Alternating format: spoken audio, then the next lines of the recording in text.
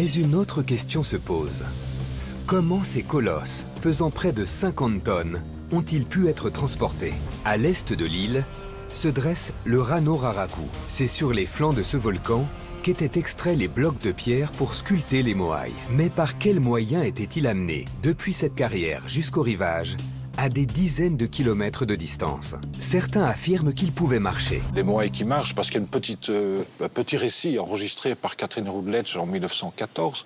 Où on avait demandé à des Pascouans s'ils savaient encore comment on les transportait. Et les Pascouans ont simplement répondu que les statues avaient une force en elles et qu'elles marchaient. Pour le vérifier, en 2011 à Hawaï, 2 archéologues américains reconstituent un moaï. Ils le font marcher en utilisant la technique du déplacement de frigo. Et cette expérimentation est une réussite. Ça a fonctionné avec une réplique en béton, sur un chemin bien plan, dans un espace extrêmement dégagé, parce qu'il faut beaucoup de place pour les équipes qui tirent sur les cordes. Il leur faut des angles pas trop aigus, donc il faut de la distance.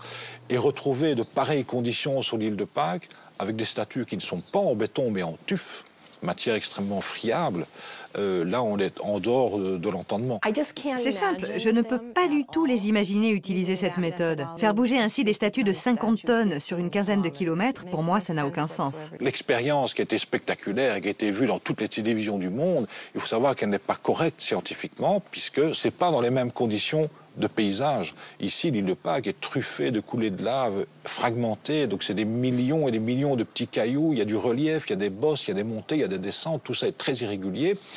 Et donc on imagine mal de faire marcher une statue en tuf dans de telles conditions.